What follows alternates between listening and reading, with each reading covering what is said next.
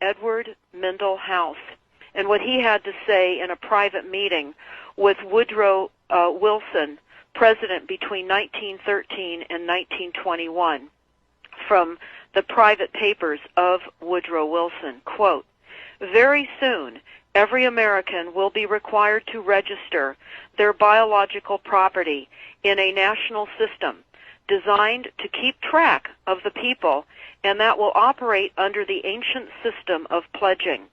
By such methodology, we can compel people to submit to our agenda, which will affect our security as chargeback for our fiat paper currency. Every American will be forced to register or suffer not being able to work and earn a living. They will be our chattel, and we will hold the security interest over them forever by operation of law merchant under the scheme of secured transactions.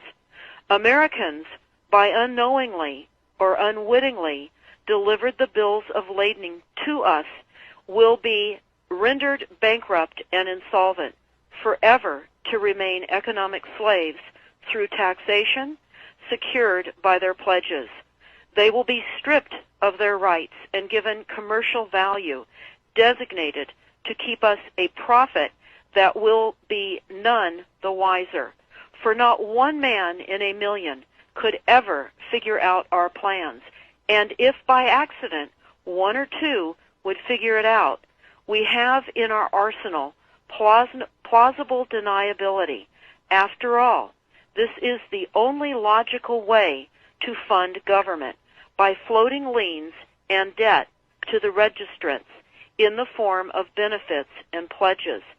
This will inevitably reap us huge profits beyond our wildest of expectations and leave every American a contributor to this fraud, which we will call social insurance.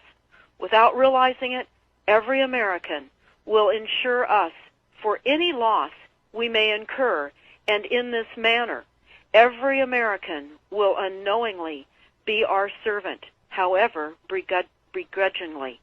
The people will become helpless, without any hope for their redemption, and we will employ the high office of the President as our dummy corporation to foment this plot against America. Having established plausible deniability, even if people become enlightened that they had a remedy and pursued it, the attorneys, judges, and legislators could claim that they did not understand the people's claims, especially if the technical requirements for achieving it were not followed pursuant to statutory requirements, requiring the public schools to teach civics, government, and history classes out of federally approved, politically correct textbooks written by the publishing houses owned by the owners of the Federal Reserve would assure that the people would not discover the remedy for a long time, if ever.